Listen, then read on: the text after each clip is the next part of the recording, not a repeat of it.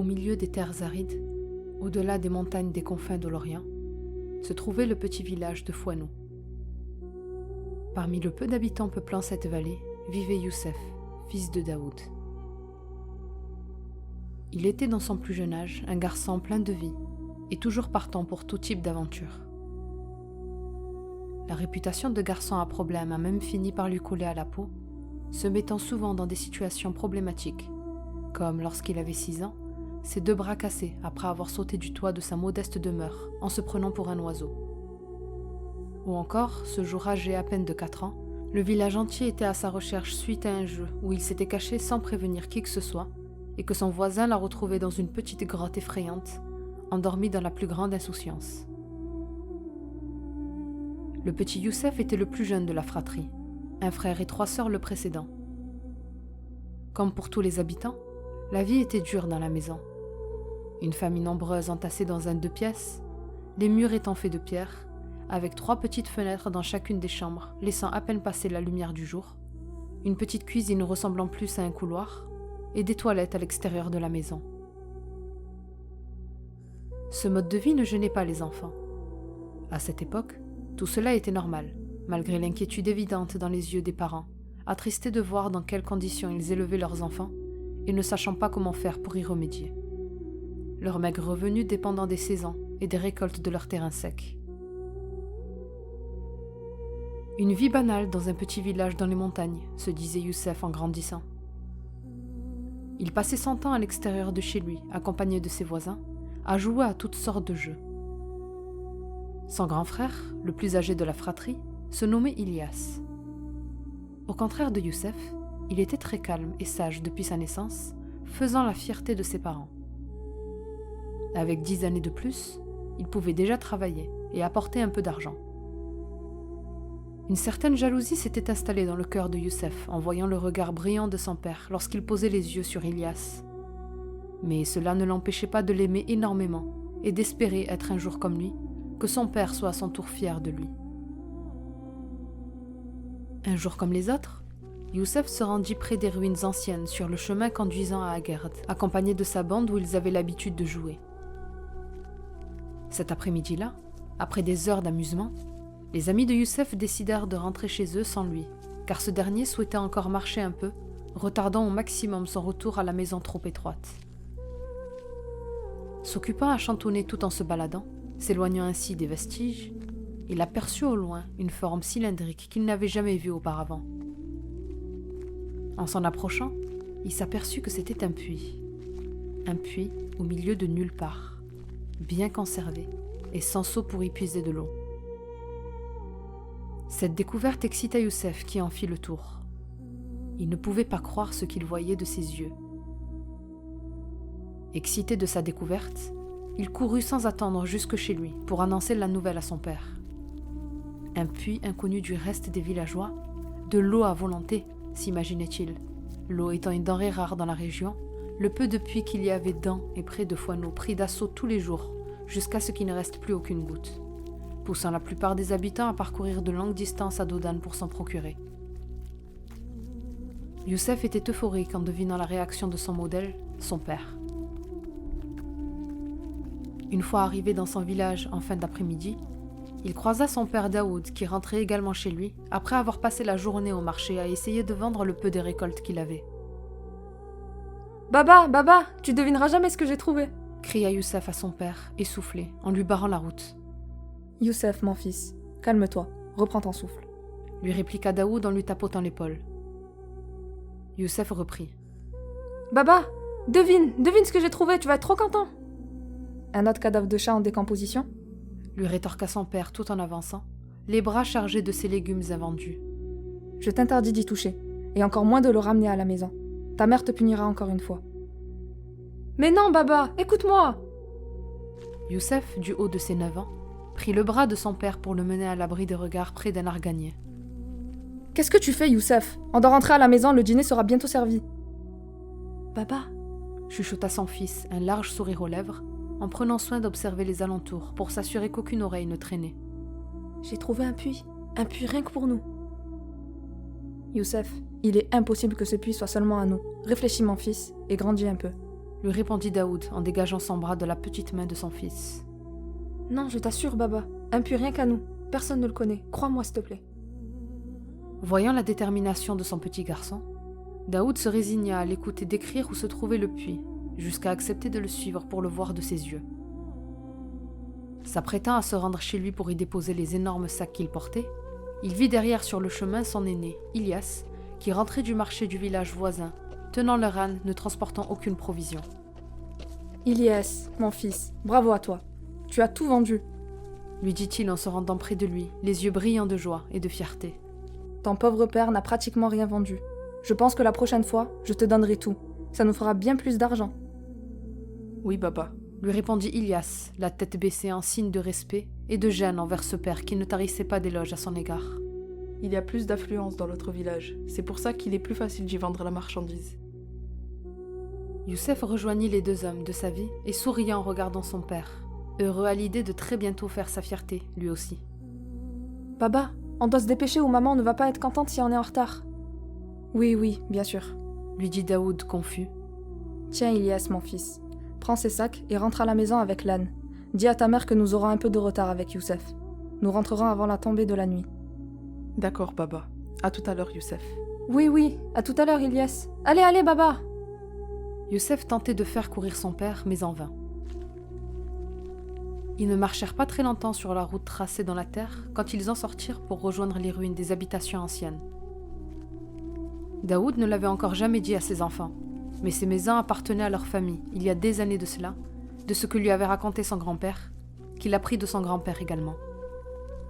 Ils étaient les plus riches de la région et de ses alentours, jusqu'à leur déchéance totale, leur famille comptant maintenant parmi les plus pauvres. Il était perdu dans ses pensées lorsqu'il entendit son fils, bien devant lui, sautillant sur les cailloux comme s'il survolait la plaine en pointant du doigt quelque chose devant lui. Regarde, Baba, il est là.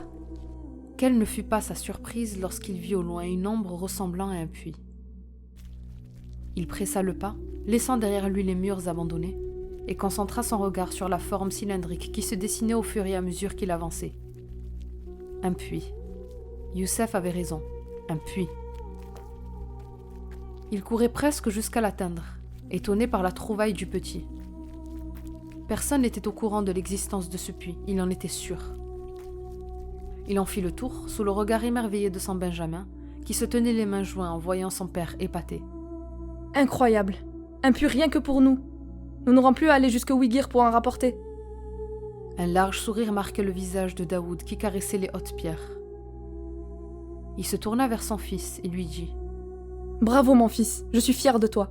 Ton frère et toi est une bénédiction. Mais surtout, tu ne dois pas en parler, d'accord? Si tu en parles, il sera vide en un rien de temps. Nous devons faire en sorte de ne pas être vus lorsque l'on viendra y puiser de l'eau. Tu comprends? » Malgré son jeune âge, Youssef comprit les recommandations de son père et acquiesça de manière convaincue. Il se fait tard, mon fils. Le soleil disparaît derrière la montagne blanche, dit Daoud en observant l'horizon. Rentrons à la maison annoncer la nouvelle à la famille. Marchant côte à côte, le père et le fils rentrèrent chez eux, heureux de savoir qu'une de leurs rudes tâches serait désormais allégée. Arrivés à la petite maison, ils trouvèrent leur famille à table les attendant. Ils s'installèrent et expliquèrent la raison de leur retard, provoquant les yeux grands ouverts de toute la famille, félicitant le jeune Youssef qui profitait de ce moment de gloire.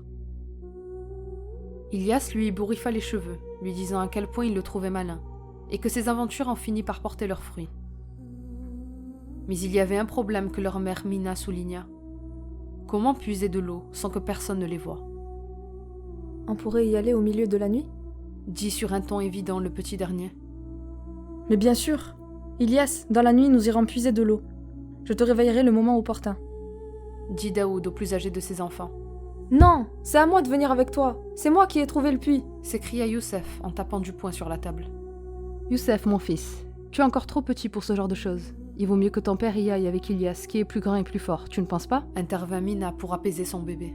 Laisse-le venir avec nous, Baba. Arrêtez de me parler comme si j'étais encore un enfant. Je suis grand moi aussi. Je peux tout faire. C'est à moi et Baba d'y aller, et personne d'autre. D'accord, mon fils. On ira seulement toi et moi. Je ne doute pas de ta force. Tu es conscient que l'on ne peut pas prendre l'âne pour ne pas risquer d'éveiller les soupçons? Il faudra tout porter nous-mêmes. Oui, je sais. De toute façon, le puits n'est pas très loin. On pourra y aller tous les soirs. Très bien. Va te coucher alors. Je te réveillerai quand ce sera l'heure. Sans se plaindre, Youssef, comblé, quitta la table et alla dans la pièce voisine, installa sa place à même le sol à l'aide de couvertures entassées les unes sur les autres, s'allongea et ne ferma pas l'œil de la nuit. Dans l'obscurité, il vit son père et son frère, qui partageaient la même chambre que lui, s'installer à leur tour afin de dormir sans faire de bruit. Perdu dans son imagination, il ne vit pas le temps passer lorsque son père lui fit signe en le touchant à la jambe qu'il était l'heure de se lever. Ils sortirent de leur chambre, prirent une lanterne sans l'allumer et se dirigèrent vers la sortie. Il faisait nuit claire grâce à la lune qui n'était pourtant pas totalement pleine. Daoud portait 2 gros bidons vides dans ses mains et mit sur ses épaules une corde au bout de laquelle était accroché un seau qu'il comptait laisser sur place. Youssef, quant à lui, portait aussi 2 bidons vides, mais plus petits, adaptés à sa taille. Ils traversèrent le village de Fouaneau en silence et rejoignirent le chemin menant à Guerdes pour sortir du sentier une fois les ruines visibles. Enfin arrivés près du puits, ils posèrent les bidons sur le sol et se préparèrent à y puiser. Daoud se pencha au-dessus et, ne voyant rien, il prit une pierre de la taille de sa main qui se trouvait par terre et la jeta dedans en espérant l'entendre toucher l'eau. Mais il n'entendit rien. Le silence total. C'est étrange. J'espère vraiment qu'il y a de l'eau là-dedans. Soudain, des bruits de sabots se firent entendre, et les 2 individus cherchèrent du regard d'où ce son provenait. Au loin, le père vit une silhouette s'approcher, celle d'une femme. Il ne put s'empêcher de contempler sa beauté, tout en étant effrayé. Il poussa son fils derrière lui, qui le maintenait, et recula en manquant de tomber. Elle portait un foulard qui couvrait ses cheveux, laissant dépasser quelques mèches brunes. Son visage illuminait presque autant que la lune. Sa démarche était élancée, ses yeux noirs envoûtraient n'importe qui, et ses mains avaient l'air si douces. Elle s'arrêta à l'opposé du puits et lui dit « Est-ce un souhait que tu viens d'énoncer ?» Daoud, perdu dans sa peur, ne comprit pas la question. « Quoi ? Comment ça ?» balbutia-t-il. « Est-ce un vœu que tu viens d'émettre ?» De quel souhait parlez-vous ? lui répondit Daoud, serrant les bras de son fils qui était enroulé autour de sa taille. « De l'eau que tu veux puiser. » Ce n'est pas un souhait, c'est une évidence de s'attendre à trouver de l'eau dans un puits. Eh bien sache, mon ami, que ce puits ne fournit pas d'eau, à proprement parler, mais réalise tous les souhaits que tu veux combler. Un puits qui réalise des souhaits ? J'y crois pas du tout. Eh bien, crois-le ou non, ce puits a la capacité de réaliser tous les vœux qui sont à ma portée. Oublie l'envie de ressusciter un être mort et enterré, mais pour le reste, je peux t'aider. Il suffit de jeter dans le puits un objet de valeur, non matériel, mais sentimental. Youssef jetait de temps en temps un œil à la femme étrange, à moitié cachée derrière son père, sans émettre aucun son, mais écoutant attentivement. Un souhait quel qu'il soit ? Je n'ai que faire de vos idioties. Je rentre chez moi. Très bien, tu sais où me trouver. Reviens me voir quand tu seras prêt.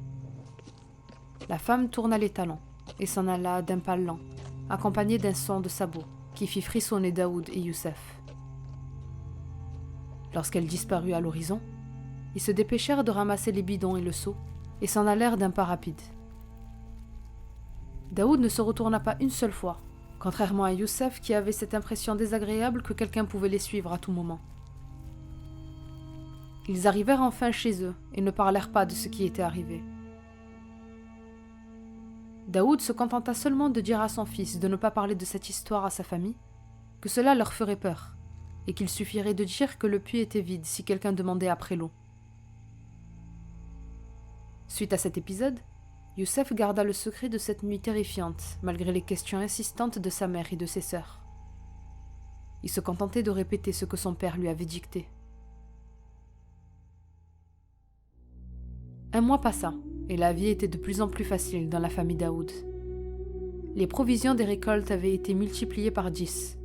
De l'eau avait jailli d'une source au sein même de la cour de leur petite maison, et le père de famille n'avait aucun mal à vendre toute sa marchandise en une matinée et à très bon prix. Ils avaient même pour projet d'agrandir la demeure.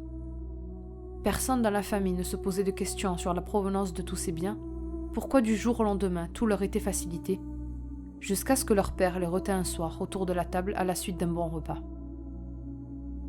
Daoud avait pris de lui des paquets entassés les uns sur les autres et les distribua à chaque membre de sa famille, leur offrant des présents coûteux.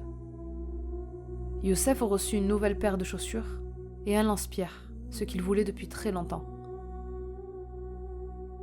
Après avoir chaleureusement remercié leur père, tous se rendirent dans leur lit, des étoiles plein les yeux. Les 3 sœurs riaient aux éclats. Leur mère, qui semblait fatiguée, avait sur le visage un sourire radieux, et leur père était satisfait de les voir tous heureux. Seul Ilyas avait l'air pensif et inquiet. Youssef le remarqua, mais était trop occupé à contempler son nouveau lance-pierre pour y prêter attention. Ce soir-là, tous s'endormirent tôt, apaisés par le doux son de la brise qui soufflait sur les arbres abondants du champ derrière leur maison. En plein milieu de la nuit, Youssef se réveilla assoiffé et sortit de son lit pour se rendre à la source d'eau dans la petite cour. Il remarqua l'absence de son frère et de son père, ce qui l'interpella. Curieux, il les chercha du regard et tendit son oreille afin de les entendre, mais rien. La première chose à laquelle il pensa était le puits. Pourquoi sinon son père et son frère seraient absents de la maison à une heure aussi tardive? Il était attristé à l'idée que son père ait préféré se rendre au puits accompagné du plus âgé plutôt que lui. Sans réfléchir, il enfila ses chaussures discrètement, sortit par la porte principale et s'en alla en silence les retrouver. Au niveau des ruines, il vit l'ombre d'un homme qui lui faisait dos se tenant près du puits. C'était Daoud, seul. Youssef s'approcha alors sans essayer d'être discret, mais il semblait que son père n'ait pas remarqué sa présence, trop occupé à observer le puits. C'est une fois arrivé à côté de lui que ce dernier sursauta. Il avait l'air effrayé et déboussolé. « Youssef, que fais-tu là? Qui t'a autorisé à sortir ?»« Pardon, Baba, je ne voulais pas te faire peur. Pourquoi es-tu revenu au puits ?»« C'est trop compliqué, mon fils. Tu ne peux pas comprendre. » De l'obscurité surgit soudain Ilyas, qui observait la scène derrière un grand rocher non loin du terrain où son père et son frère se trouvaient. « Baba, qui était cette femme avec toi? Je vous ai vu discuter. Que voulait-elle? » Rentrons à la maison, mes enfants. Il est très tard. « La femme? Tu as revu la femme, Baba ?» dit Youssef, étonné par la nouvelle. « Revue? Tu la connais? » dit Ilyas en colère tout en s'approchant d'eux. « Non, je ne la connais pas, mais nous l'avons rencontrée la première fois qu'on est venu ici. » balbutia Youssef, apeuré face à ce frère qu'il n'avait jamais vu dans cet état. « Mes fils, je vous en prie, rentrons à la maison et nous discuterons de tout cela. Il est dangereux de se promener tard le soir. » Tu es sérieux? Dangereux de se promener à cette heure-là? Tu crois que je n'ai pas remarqué que tu sortais par moments en pleine nuit? C'est pour ça que je t'ai suivi. Je voulais savoir ce que tu fabriquais. Alors explique-toi maintenant. Rentrons, et je vous raconterai tout. Lui dit Daoud en tirant Youssef par la main. Ilyas leur barra le chemin, campant sur ses positions. On ne rentrera pas tant que tu ne sauras pas expliquer, Baba. Comment as-tu obtenu tout cela? Nos récoltes qui ont foisonné comme par magie, l'argent qui rentre abondamment, l'eau qui est apparue du jour au lendemain? Explique-nous. Je sais que c'est en lien avec cette femme. D'accord, mes fils. Mais je vous en prie, n'en parlez pas à votre mère et vos sœurs. Elles ne sont au courant de rien. Je ne veux pas les inquiéter. Ce qu'on ne t'a pas dit, Ilyas, c'est que le soir où ton frère et moi sommes venus ici pour récupérer l'eau, nous avons croisé une femme qui nous a présenté ce puits des souhaits, où il suffisait d'y jeter un objet auquel tu tiens et demander ce que tu veux. Je n'y ai pas cru. Mais j'avoue que le lendemain, je n'ai fait que penser à cela toute la journée, et je n'en ai pas dormi de la nuit. Alors je suis revenu le surlendemain, et j'ai jeté dans le puits le chapeau de votre grand-père qui me tenait à cœur, tout en faisant le souhait d'avoir de l'eau à portée de main. Je n'y croyais pas trop, et le miracle est arrivé. Le lendemain matin à l'aube, une source a jailli dans la cour. Tu penses que c'est un souhait qui a été réalisé? Lui dit Youssef les yeux écarquillés.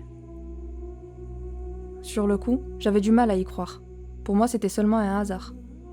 Pour en avoir le cœur net, j'y suis retournée quelques jours après afin de demander une récolte abondante en échange du pull que ma mère m'a tricoté quand j'étais enfant et qui ne m'a jamais quitté depuis. Et pareil, au réveil, notre champ fleurissait de toutes sortes de fruits et légumes, assez pour nous faire vivre le reste de l'année. À ce moment-là, j'en étais sûre. C'était la femme du puits, notre sauveuse. Sauveuse? Mais pourquoi ne pas nous en avoir parlé? Lui demanda Ilias, qui n'avait pas l'air convaincu par le caractère bienveillant de cet être. Eh bien, je ne voulais pas vous mêler à tout ça au cas où nous courions un danger. De toute façon, j'en ai fini avec elle. Je ne veux plus rien lui demander. Ce que j'ai me suffit amplement. Rentrons maintenant. Mais non, Baba. Tu dis qu'elle exauce tous les souhaits. Mais alors, si tu es là, c'est que tu as souhaité quelque chose, non? L'as-tu obtenu? Lui rétorqua Ilias sur un ton moqueur. Qu'as-tu jeté dans le puits cette fois? Oubliez ça. Je vous en prie, mes fils. Avançons. Dit Daoud, les yeux suppliants. Mais non, Baba. Qu'as-tu demandé? Dis-le-nous. Lui répéta son aîné en tournant autour du puits. Que voulais-tu? Et qu'as-tu donné à la sauveuse? Rien, je te dis. Je suis ton père, et je t'ordonne de me suivre tout de suite. Cria son père, faisant reculer Youssef, apeuré de le voir dans un tel état de colère. Ilias, quant à lui, ne leva pas un sourcil. Eh bien, Baba, tu refuses de nous dire ce que tu lui as demandé? Je vais alors la convoquer à mon tour. Ilias ôta de son doigt une bague que lui avait offert sa fiancée, avec qui il devait se marier prochainement.